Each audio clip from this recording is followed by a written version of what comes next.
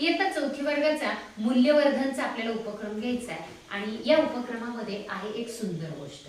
गोष्ट ऐकायला आवडती? हो. या आधी आपण गोष्ट बघितली. कोणती बघितली सांगा? छंद काळजी घेणारे कुटुंब. आता पहा, आजच्या आपल्या चौथी वर्गाच्या मूल्यवर्धन मध्ये एक सुंदर गोष्ट आहे, उपक्रम आहे मित्रमैत्रिणींचा प्रभाव. सगळ्यांना मित्रमैत्रिणी आहेत? दररोज तुम्ही खेळ खेळता? तसंच मुकेश आणि त्याचे मित्र दररोज खेळ खेळायचे. काय खेळायचे? फुटबॉलचा खेळ खेळायचे. आणि दररोज तो खेळ खेळून खेळून खेळून त्याचा कंटाळा आला होता. कुणाला? मुकेशच्या सगळ्या टीमला. म्हणून मुकेशने काय ठरवलं की आज आपण वेगळा खेळ खेळू. मग त्यासाठी वेगळा खेळ काय खेळायचा होता तर सगळ्या मित्रांनी अशा इमारतीच्या भिंतीजवळ उभा राहायचं होतं आणि टेनिसचा बॉल जोरात फेकून वर छतावर फेकायचा होता. खेळ काय होता?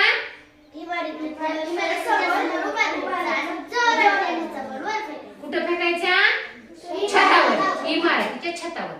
सगळेजण प्रयत्न करत होते, घ्यायचे टेनिस बॉल वर फेकायचे, घ्यायचे टेनिस बॉल वर फेकायचे, पण त्यांचा एकाचा पण बॉल छतावर जात नव्हता. जात होता का? नाही. फेकून फेकून कंटाळले, पण त्यांचा बॉल काही इमारतीच्या छतावर जाईना. मग शेवटी रोमू नावाचा मित्र मुकेशला म्हणाला, ए जाऊ दे बरं मुकेश, आपण एक वेगळा खेळ खेळूया. पण मुकेश नाही म्हणाला, गप्पा बस म्हणला, फेक बॉल वर जाईल वर. मग राग आला रोमूला, माझा ऐकत नाही. का बरं राग आला असेल त्याला? हा माझा मित्र आहे पण माझं काय ऐकना, तू त्याच सांगतोय फेक म्हणून टेनिसचा बॉल. मग त्याने धरला बॉल आणि जोरात फेकला. फेकल्याबरोबर तो कुठे गेला? एका आजीच्या खिडकीला जाऊन आदळला. शर्मा आजी आजोबांच्या घराच्या खिडकीला जाऊन तो टेनिसचा बॉल जोरात आदळला. त्याबरोबर मोठा आवाज झाला. कशाचा आवाज झाला असेल? त्यांच्या दरवाजाचा किंवा खिडकीची काच फुटली असावी, एवढा मोठा आवाज झाला. आणि मग आता आवाज झाल्याबरोबर काय झालं असेल? ते सगळेजण पळाले असतील. काय वाटलं असेल त्यांना?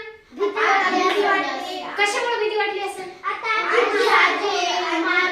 त्या शर्मा आजी नक्की आमच्या मागे लागतील, आम्हाला मारतील, रागवतील, चिडतील, आमच्या आईला नाव सांगतील, बाबाला नाव सांगतील. म्हणजे या भीतीने त्यांनी काय झाले? सगळे मुलं, मुकेश, रोमू, त्याची सगळे मित्र पळून गेले.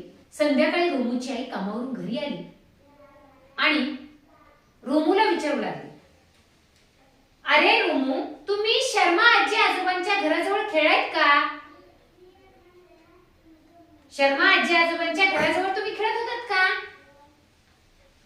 रोमू काय करत होता? पुस्तक वाचत होता. जणू काही ऐकायलाच आलं नाही. वाचण्याचं फक्त तो काय करत होता? नाटक करत होता.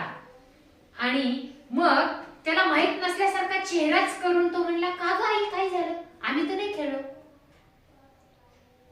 मग पुढे आई सांगू लागली, अरे त्या शर्मा आजीच्या घराजवळ कोणीतरी खेळत होतं आणि त्यांच्या घराच्या खिडकीवर कोणीतरी चेंडू फेकला, त्याची काच फुटली आणि शर्मा आजीच्या डोळ्याखाली त्यांना ती काचेचा तुकडा लागला आणि त्यांच्या डोळा रक्तबंबाळ झाला. कोण सांगत होतं? कोणाला? रोमूला सांगू लागली. हे ऐकल्यानंतर रोमूला वाईट वाटलं, पण तो सांगू शकत नव्हता आईला. सांगितलं असतं तर काय झालं असतं बरं? बरं मारलं असतं. आणखी बाबांना सांगितलं असतं, बरोबर आहे, खवळली असती. बरं, मित्रांबरोबरची मैत्री तुटली असती, अजून मारलं असतं, बरोबर आहे. म्हणजे तो परत एकदा ऐकून न ऐकल्यासारखं वाचायला लागला, पण त्याचं वाचनामध्ये लक्ष लागत नव्हतं. का बरं लागत नसतं? त्याला वाईट वाटत होतं. त्याने केलेली कृती योग्य होती का? नाही. म्हणून त्याला वारंवार लक्षात येत होतं की अरे आपण केलंय ते योग्य नाहीये. मग आता सतत वाचन करत असताना या रोमूला मात्र सतत आजीचा रक्तबंबाळ झालेला चेहरा त्याच्या नजरेसमोर येतो. त्याला चांगलं वाटत होतं का? मग नाही. गोष्ट आवडली? आता मला एका प्रश्नाचं उत्तर द्यायचंय. तुम्हाला मुकेशचा मित्र व्हायला आवडेल का? नाही आवडणार. बरं, का नाही आवडणार? बरं, एका उत्तर द्यायचंय. मुकेश दुसऱ्यांचं ऐकत नव्हता. बर, म्हणून नाही आवडणार. अजून मुकेशने जोरात राग येत होता त्याला. बर, म्हणजे तो दुसऱ्याचं ऐकत नव्हता. ऐकत नव्हता. हा, म्हणून त्याने एकच मुकेशचा मित्र बनायला आवडेल का? नाही. सांगा ना मग. नाही तर का नाही? अजून कारण सांगा. एक कारण ऐका. त्याने त्या रोमूचं ऐकलं नाही. रोमच ऐकलं नाही त्याने. बरोबर आहे. त्याने वाईट केलं. बर, म्हणजे खेळामधून त्याला म्हणजे दुसऱ्याला इजा झाली. बरोबर आहे. म्हणजे त्यानं जर रोमूचं ऐकलं असतं तर दुसरा खेळ खेळला असता आणि आजीला दुखापत झाली असती का? नाही. बर, छान, अतिशय सुंदर. आता मी एक एक प्रसंग तुमच्या समोर सांग. परीक्षा सुरू आहे आणि तुझे मित्र त्यामध्ये कॉपी करतायत, त्यावेळेस तू काय करणार?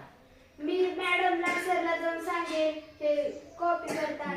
बरोबर. मॅडमला सरला सांगेल तिचं म्हणणं आहे की कॉपी करतायत माझे मित्र म्हणून. बर, सिद्धी, तू तुझ्या मित्रांबरोबर रस्त्यानं चालत जात आहेस आणि तुझा मित्र जाणाऱ्या येणाऱ्याची टिंगल करत आहे, तेव्हा तू काय करशील? सांग, तू काय करशील अमृता? गप्पस असं म्हणत नसतात मोठ्याला. हा, जाणाऱ्या येणाऱ्यांना असं नाव ठेवायचं नसतं, असं अमृता तिच्या मित्राला समजून सांगेल. खूप छान, खूप छान.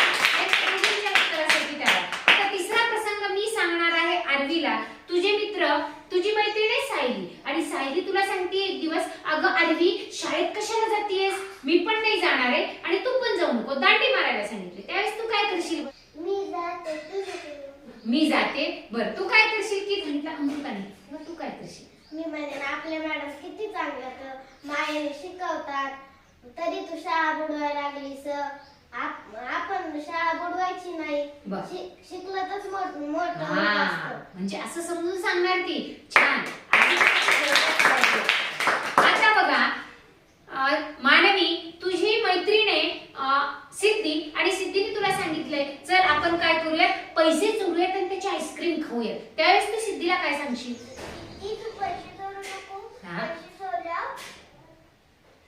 बरोबर आहे ना? सांग ना, तू तिला काय सांगशील?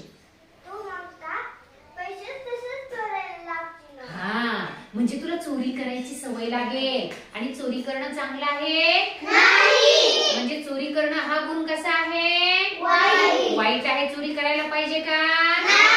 चला, छान